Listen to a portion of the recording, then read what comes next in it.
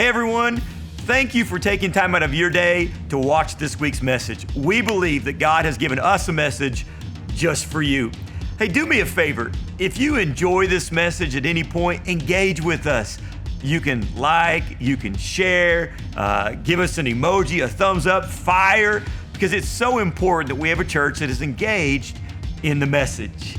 Also, let us know where you're watching from. It's so much fun for us to look back during the week and kind of count all the states, even countries that are watching this message.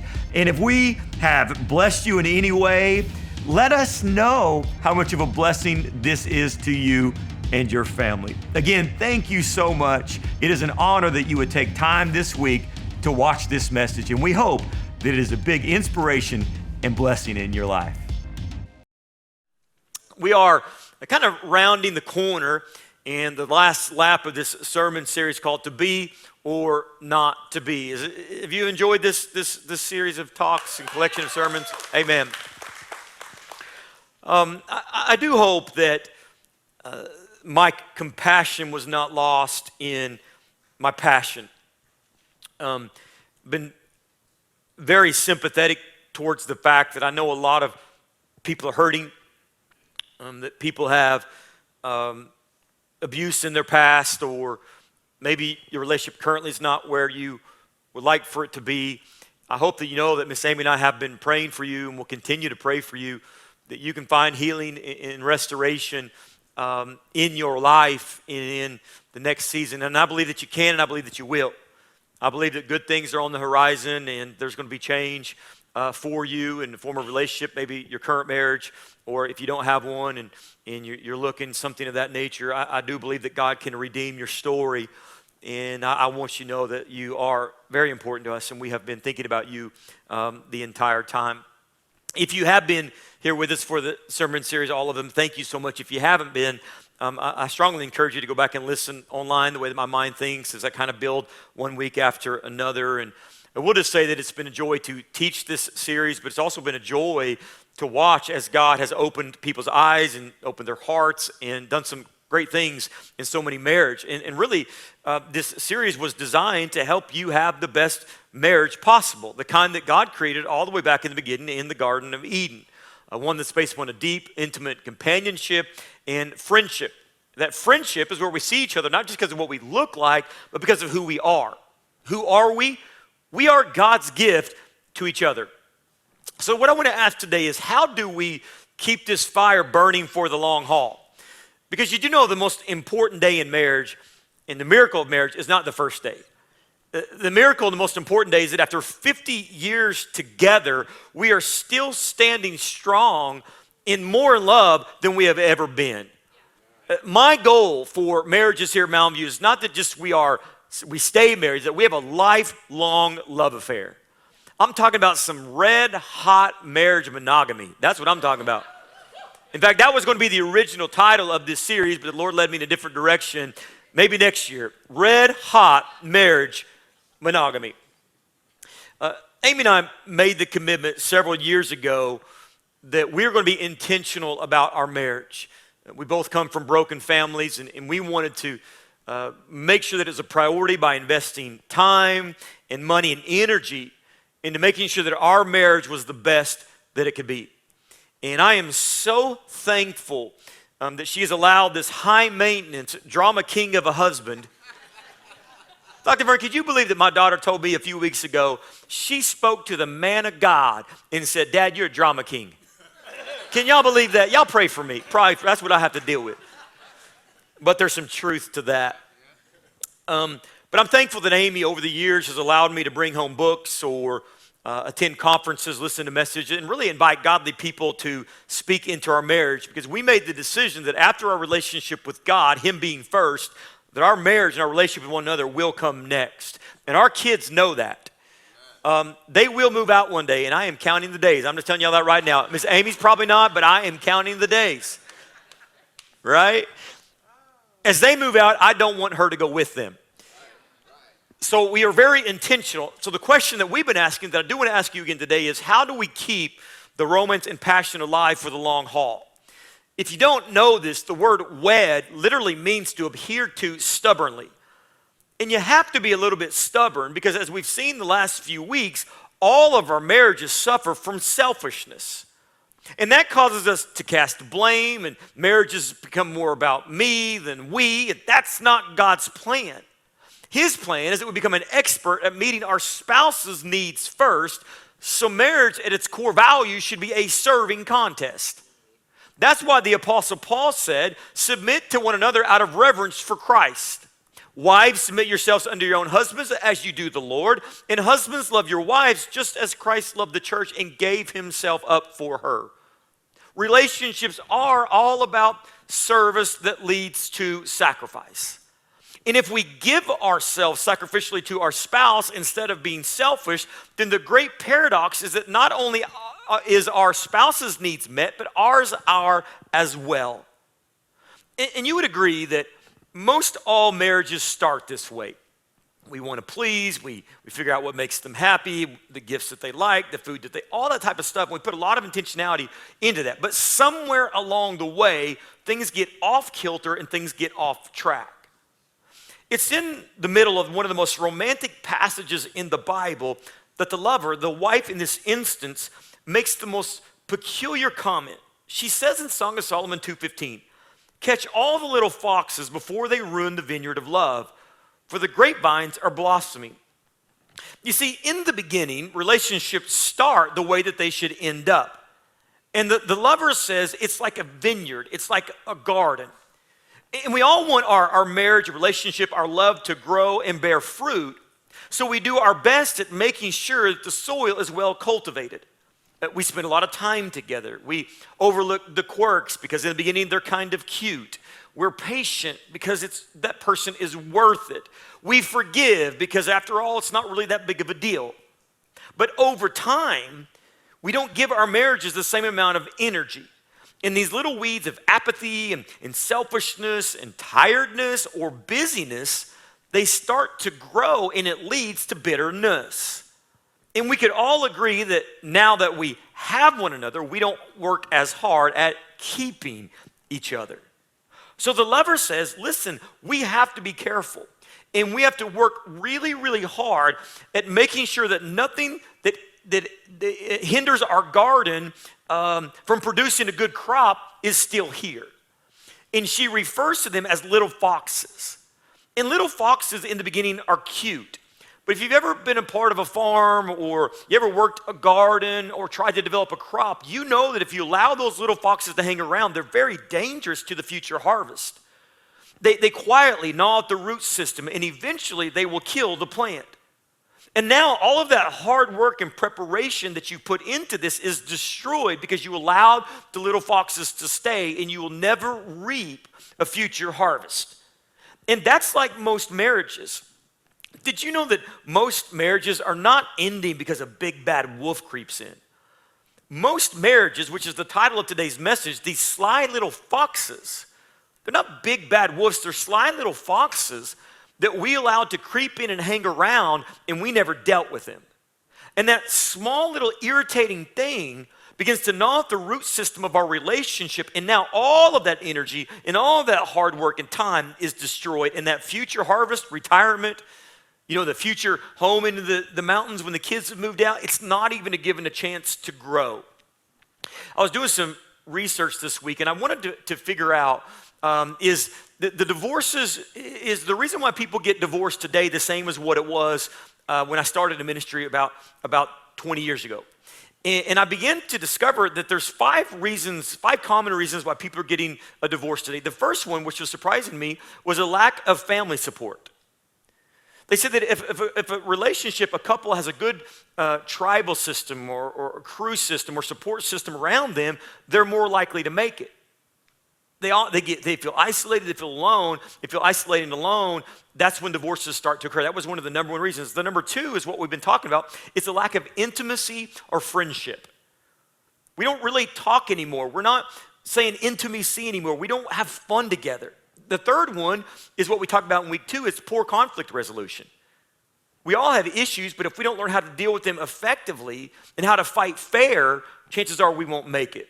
The next one naturally is financial stress. You guys understand that. But the last one is is that we live in this world where there's so much criticism and there's not enough positivity.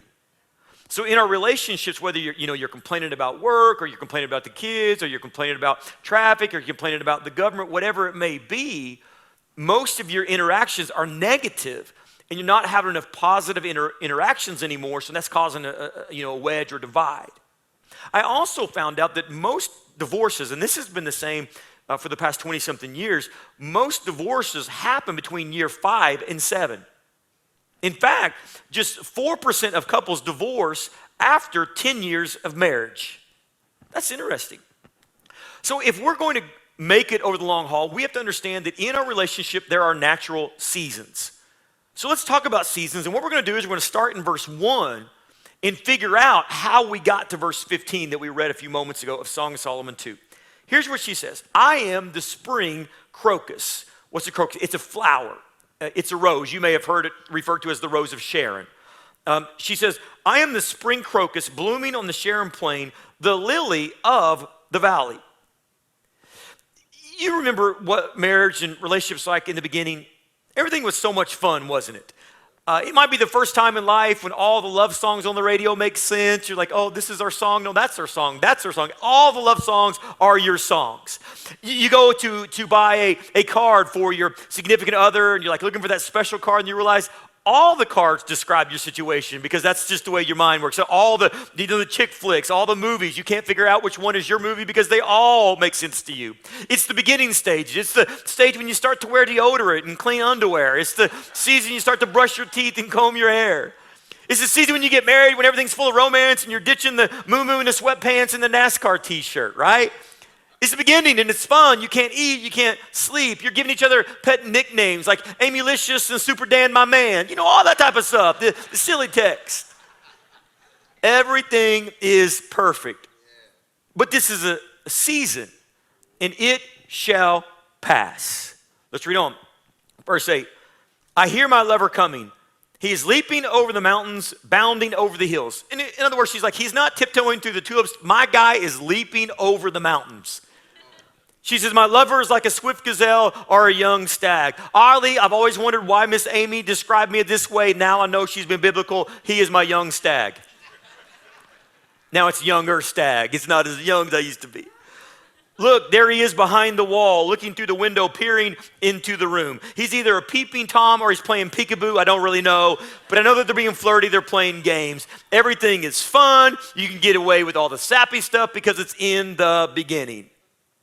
My lover said to me, rise up, my darling, come away with me, my fair one. In other words, she's like, let's get into the Bronco, let's ride it to Sonic, and let's go get a vanilla shake, and let's get 2 straws. Everything is perfect. Enjoy it. It's the beginning, but it's just a season. And seasons come and go, and when the sizzle starts to fizzle, and if your relationship is not built on substance and integrity and trust and safety, you will not know what to do when the next season comes. Look, the winter is past and the rains are over and gone. Most people just don't understand the purpose of winter. On the outside, it looks like nothing is going on. The plants look dead. The leaves have fallen. Everything seems lifeless. Some of your relationships right now are in winter. I've been listening to the conversation and the prayer requests that have come in over the last few weeks, and I'm not naive to know that many people in this room today, your relationships are not in springtime. Not everything is fruitful. Not everything is blooming. You're arguing all the time. There's no joy or fun anymore. The bedroom is cold. You don't connect and communicate like you used to. The house is lonely. The house is lifeless. But I need you to know that every couple will go through multiple seasons of winter. But it's also important that you know that winter is necessary. Winter is actually a season of preparation. In fact, it's during the winter that the roots are growing deeper and they're getting stronger, preparing for the springtime. Yet, winter is when most people throw in the towel. as we know, winter can be a very dangerous time. I told you a few moments ago that most divorces happen between year 5 and 7. Do you know what else happens between year 5 and 7 for most? It's when your children start to be born. And children are a blessing, but you also need to know they bring a burden attached to it. Stress arises. We can't date like we used to date because we don't have the money we used to have. Now we're buying diapers. The cute little red coupe is now a minivan. You can't be fun and flirty because you're not even sleeping. And what should be a springtime of blossoming and bloom has turned into winter, but I need you to know winter serves a purpose. It's in this season that we're learning to communicate. It's in this season that we're learning to work through tension. So we have to learn to encourage and support and provide safety in this season because the winter is what makes us stronger. So for those of you in winter today, please don't give up. If your marriage is cold, then work to rebuild or rekindle that fire because after winter, spring comes again, and spring is the season of discovery. She says, look, winter is past. Everyone say, it will pass. It will pass. It might pass like a kidney stone, but it will pass. And the rains are over and gone. The flowers are springing up. The season of singing birds has come, and the cooing of turtle doves fills the air. The fig trees are forming young fruit, and the fragrant grapevines are blossoming. Rise up, my darling. Come away with me, my fair one. Winter is gone. And because they made it through the winter, love is in the air again. Because they made a decision, we're not just going to go through it, we are going to grow through it. Because it's in the valley that the fruit grows. So she said, because we made it out the other side, it's time to awaken love and let it blossom. My dove is hiding behind the rocks, behind an outcrop on the cliff. Let me see your face, let me hear your voice, for your voice is pleasant and your face is lovely. So catch all the little foxes, those little foxes, here we go, we're back to where we started, before they ruin the vineyard of love, for the grapevines are blossoming. Let me say this to you again. For most of your relationships, it will not be the big bad wolf that destroys your marriage. It will be the sly little fox. So what can we do to eliminate those little foxes today so that we can make it over the long haul for the next 50 years? I'm going to give you some things to write down that are very common sense, but as we all know, common sense is not common practice. So let's write this down. Number one, we're going to pray and praise together. If we go back to the past couple weeks, you'll remember that when Adam and Eve walked with God, everything was good. But the moment that they got separated, well, that's when the serpent showed up and they got distracted. And they started feeling sorry for themselves and selfish about their needs. Some of you right now are angry at your spouse because they're not meeting all your needs. But the truth is, your spouse was not created to meet all of your needs. Only God can do that. So as we said in week 1, God has to be your number one. Your spouse is your number 2. And how do we make sure that God stays number 1? Is we learn to pray and we learn to praise together. Amen. Let me speak to the singles in the room. This is something I'm teaching my kids right now. I want you to run as hard and fast as you can to God. And you look to the left and you look to the right and you see who's keeping up. Don't go out there trying to find somebody. You run to Jesus and he'll put somebody along that path of your sprint.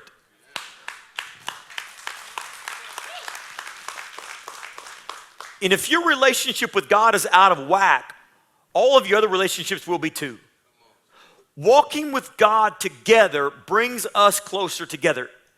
You may think that what you're doing today is not that big of a deal, but it is. You are connecting with your spouse on a deeper level today. And they say that couples who pray together only have a 1 in 10,000 chance of divorce. There is no other comparison statistic that's comparison to that one. I'm going to have Miss Amy come to the stage with me.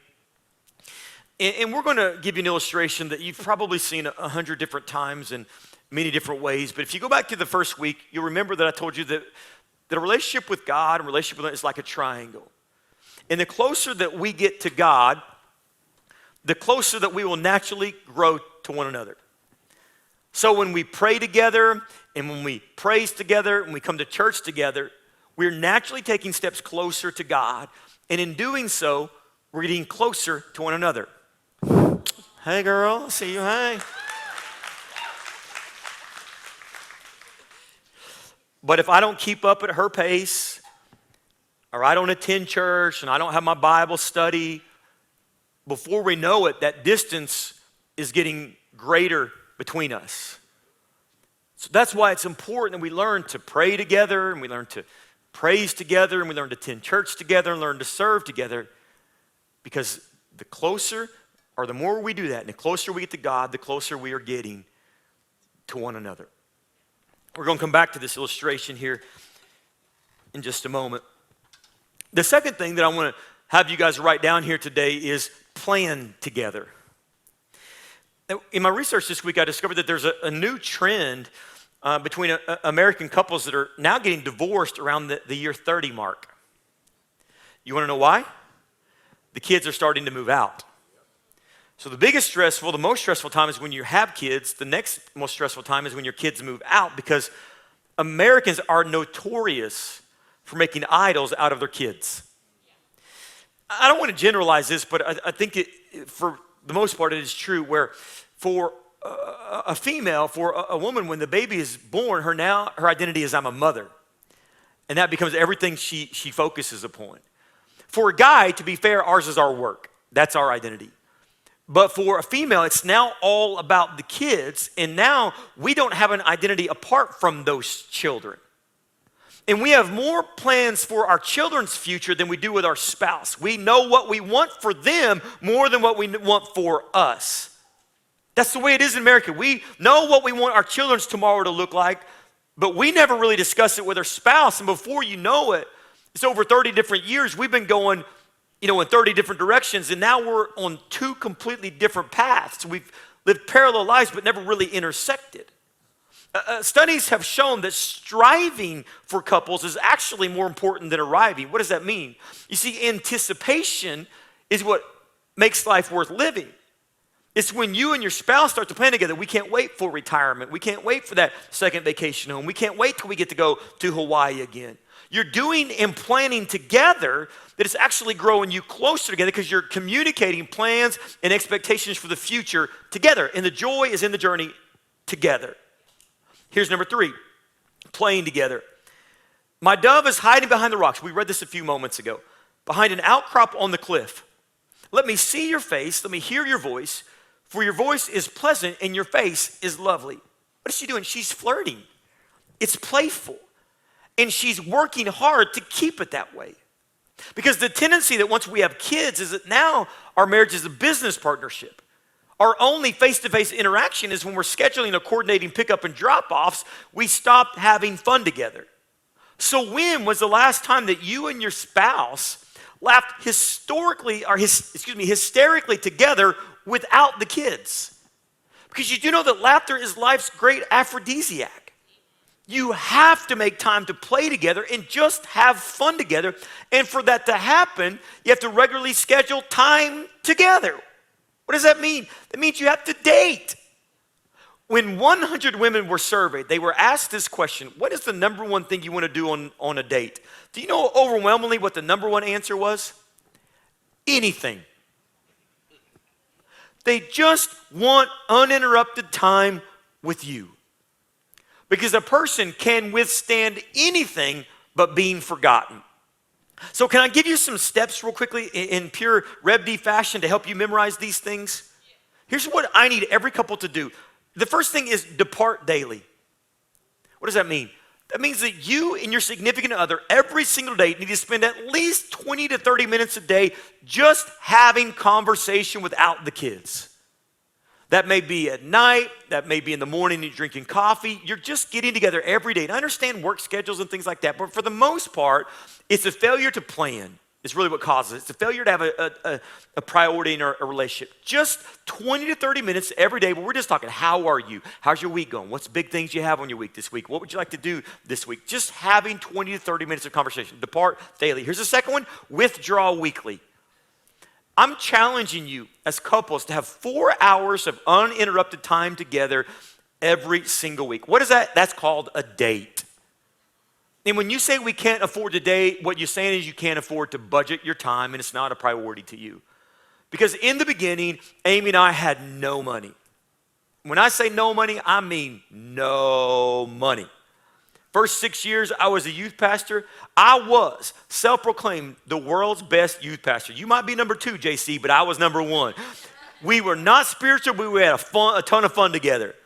And you know what? They're all still serving Jesus today. So maybe there's something spiritual about having fun together, right? So here's what I did, JC, when I didn't have no money, because I still wanted to date Miss Amy, is I always ordered an extra pizza, an extra 2-liter Pepsi, and some extra Doritos, because I got to take it home, right? I didn't even need the money. We would go through the couch cushions. This is no lie. And we would find change to take it down to the grocery store, and we would cash that change in for a date night for less than $20, because back then you could go to Blockbuster and for 99 cents get you a VHS, yo. They don't know nothing about Blockbuster. Now I got to go through the hotel. What is Blockbuster? I could take my girl down to the Mickey D's, and they had the $1 menu. I could give her they used to sell salads for $1. They used to sell chicken wraps for $1, and I could get her any size sweet tea for my sweetie. Less than $5. We were deep, man. We were rolling deep. Just making time for one another weekly. You don't need a lot of money. Here's the next thing. Check out quarterly. What in the world are you talking about? That means that once a quarter, we're going to try to have an overnight date together. Now listen, we live in Phoenix. There are resorts on every corner. And during the summer, nobody wants to go to them. So you can get on Hotwire or hotels.com for like $79. You get to stay at the 5-star resort. No, never mind, don't do it. Don't do it. Set up a tent in your backyard. I don't know. And here's the next one. I'm going to challenge you on this. Abandon annually. Amy and I did not always have money. It's very clear. We did not. I mean, I'm talking about $12,000 a year, us both going to college, us both trying to 2-car payment. That's $12,000 a year before taxes, y'all. We were poor. We were poor. We couldn't even afford the R at the end. That's how poor we were. Poor. But we always made a decision. We're going to take a trip, because you take the kids, it is not a vacation. It gets trippy when you add those kids. And then we take a vacation with just her and I. Everybody can do that. All right, let's move on. Pursue each other. Y'all ever seen the movie The Princess Bride? I don't know why. That is the dumbest movie that has ever been made in the history of mankind. You want to watch a movie full of romance and full of passion, you watch any of the Rocky series. I'm telling you what, that has got everything you need for romance and passion. Rest in peace. Burt Young, Paulie died this week, y'all. I almost didn't make it to church today. But The Princess Bride, it's a stupid movie. But do you remember when the priest said, "True love," and it was just as stupid as I made it sound? True, Andre the Giant was in it though. That was the redeeming factor. True love will follow you forever. You remember that line? Yes. Well, it makes for a great movie line. You know it's not true. True love isn't a little puppy. In fact, true love is actually more like a greased pig. That means you got to chase after it, and you got to tackle it. And then when it gets up and gets away, you got to go after that thing again and again and again. And you may hold on to it for a while, but that little rascal will squeal and it will slip away, and you're going to have to chase after it again. Now, y'all know a greased pig isn't all that of a romantic analogy to use, but it is pretty accurate. Because marriage will not always be easy. Jesus said, in this world you will have trouble. Remember, it means to adhere to stubbornly. Wedding is where we get the word welding. It's a heating up and banging together of two precious pieces of metal. What am I saying? I'm saying that euphoria won't last forever. And once those flames of passion start to flicker, people start to allow their feelings to dictate their actions. And since they don't feel in love, they assume they aren't in love. So they cash in their commitment to find someone that they can feel in love with again. And it's easy to have all the happy feelings when everything is going great, but true love, the type that Scripture talks about, is tested and tried in the difficult times. Because life will happen. And sometimes it's the big stuff, like the loss of health, the loss of a job, maybe it's a sickness or an accident, and it's in these moments when true love is fostered and developed. Because feelings are fleeting. That's why you have to be intentional and chase after love. So for goodness sake, run after it. Wrestle that grease pig to the ground, and when it jump up and gets away, chase it down again. Don't let it squeal and run off. It's hard work, but it's worth it. Because other than your salvation, your spouse is God's greatest gift to you. Because in Ecclesiastes 9, live happily with the woman you love through all the meaningless days of life that God has given you under the sun. The wife God gives you is your reward for all of your earthly toil. So are you treating your spouse as God's reward to you? If so, God can and will change the future of your marriage. Let me close with this.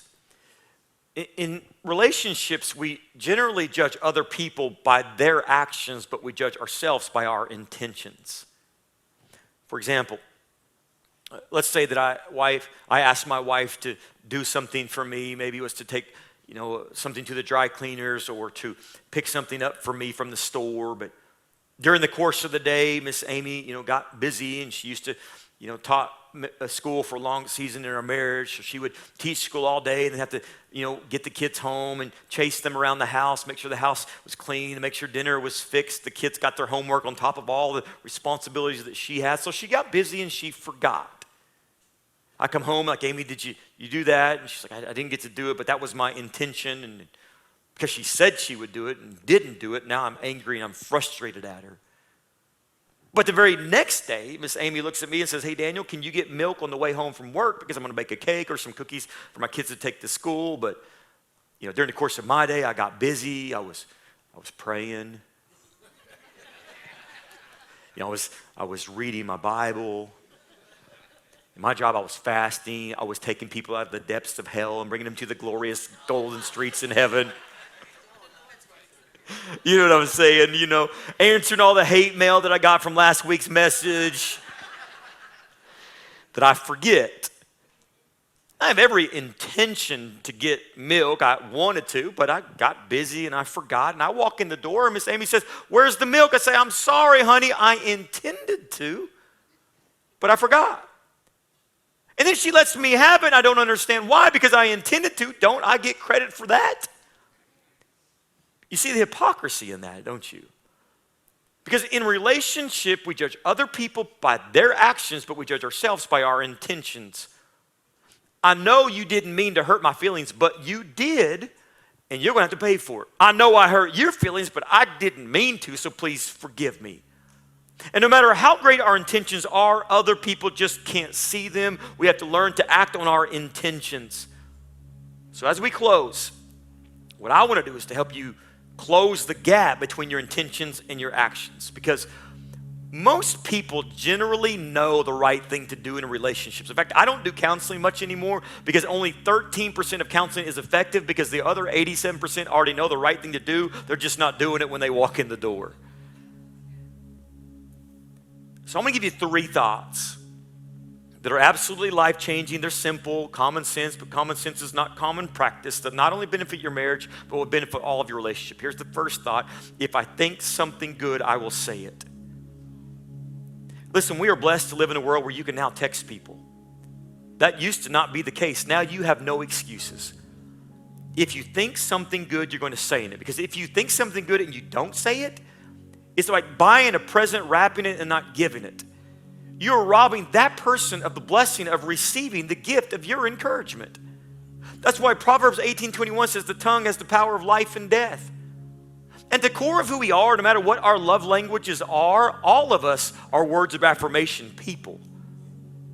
And with your words, you are speaking life into a relationship, or you're speaking death into a relationship. Now, I'm going to tell you a story, and I am not the hero of this story. I'm the villain in this story that had to learn to work hard to become somewhat of a hero. But you need to understand, and some of you will relate to me in this scenario, I am not a words of affirmation person. Like on my love language, it doesn't even show up on the radar. I was not raised around words of affirmation. I was not raised around encouragement. So it is very, very difficult to me. And when I say very, very difficult to me, I mean one of the hardest things that I can do. The same way for some of you, it might be an act of service, or it might be going and buying a gift. It just doesn't enter your radar. But it's important to me because it's Amy's number one love language. So you can see that there's going to be some stress here, right? So because Amy is important to me, and this is not natural to me, I am a disciplined person. So I said, I can learn to become disciplined to become a words of affirmation. So literally there was a season in my life, I had to put a reminder in my phone to send a word of encouragement. Still to this day, in every single staff meeting that we have, the first thing we do is we start with a celebration. It's not natural. I'm forcing myself, let's celebrate this moment. Celebrate what God has done. It's not natural to me. Does that make sense to anybody out here? But she's important to me. So it became a discipline to me. So I sat down, I said, here's what I'm gonna do. I'm gonna write out 100 things of why I love Miss Amy. And I sit down, I was intentional, and it was so easy that I came up with 200 really, really quickly. And again, I'm not trying to be a hero, I was the villain at this point.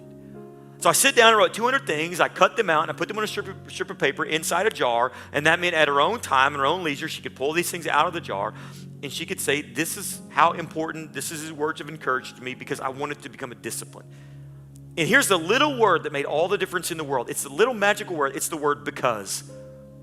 You don't just tell them I love them, you say, I love you because.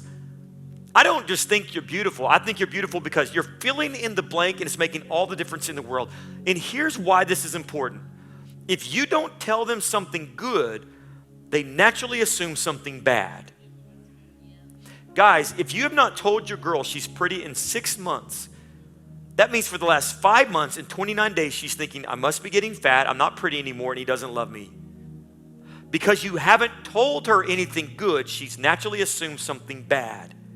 If your girl got a haircut, she got a new dress, and you didn't say anything, she automatically assumes you don't like it. And ladies, this goes for you too. His confidence is directly tied to his performance with you. What does that mean? If you tell him he's a stud, he will do everything in his possible power to prove to you that he is a stud. If you don't tell him he's a stud, he thinks he's a donkey or a mule. Am I right, men? You call us a stud, we'll do everything trying to prove that that is true. If you don't, we don't feel that way. If you don't say anything good, they will assume something bad. So if you think it, say it. Here's number 2. If I think of doing something special, I will do it. Men, one of the greatest principles to remember that when it comes to women, it's not the act that matters, it's the thought that went into the act. So you don't just buy a gift for gift's sake, you put some thought into it. For me, in a season of my life, because I was not good at this, I had to write down my wife's sizes, I had to write down her favorite stores, her favorite colors, her salon, her hairstylist, her favorite snack, her favorite drink, anything that she wanted. I was listening to it because I wanted this to be a discipline for me, to show her you matter to me. And women, for men, anticipation is just as important as participation, and I will leave it at that. And here's number 3. If we want something different, we will be it. The first week we said that we will not have a relationship like everyone else. We want a relationship that's different from all of our family members and our friends, so we're going to have to say, do, and be something different. Too many good intentions never materialize into actions. Too many things are left unsaid or undone. What we want to do is close that gap. Miss Amy, you'll come up here again. Today we get a second chance to know that if we think it, we're going to say it. If we can do it, we're going to do it. And if we want to be it, we're going to be it. One step at a time, growing closer together so that at the top, we get to all the blessings that we were looking for the entire time. Pursuing God together. Now, in this moment, I've asked Amy to come up here for a specific reason. Amy and I both come from divorced families. We know the hurt and we know the pain. We have not taken this lightly. Over the past several weeks, we've been praying for you. And we've been doing everything that we can to make sure that you feel loved and cared for. I want to say this to you. Don't give up, because one of my dearest friends in the world, he and his brother are now in the ministry today. For 30-something years, Their dad did not attend church. He was not a believer. He wanted nothing to do with it. And their mother would beg God to save him and beg God that he would come to church with her. For 30-something years, I heard those prayers. And I remember the brokenness of their heart, the discouragement for those boys. And I'll never forget one Sunday as I'm sitting, I think I was on the second or the third row, and out of the corner of my eye, not at the end of the message, in the middle of the message, I saw their dad coming down the side of the church, made his way down to the altar, kneeled on his knees as a broken man and gave his life to the Lord after 30-something years. It can happen. Don't give up. So what I'm going to ask that all of us do is something we don't normally do. I'm going to have you close your eyes. And I'm going to ask you a question. Are you in a relationship today that's struggling? Your marriage is in winter. Or maybe you've got some abuse in your past and you just want to lift your hand and have Miss Amy pray for you right now. We won't call you out, but come on, don't be afraid. Would you just lift your hand and say, I'm there right now. Hey everyone, I hope that you enjoyed the message as much as I enjoyed giving it to you. We are thankful, really, that you took the time to watch this message. And do us a favor, you can share and you can subscribe to this YouTube channel. It really is a blessing to us to look back and see how many people are engaged with us in real time to what God is doing here. We also ask this, if we made an investment in your life, help us keep food on the table. Become an investment back into our ministry. You can go to mv.church/give and sow a seed into this ministry of what God is doing right here in the desert. We are bearing fruit. It takes people like you sowing seeds in our ministry to keep that fruit and food on the table.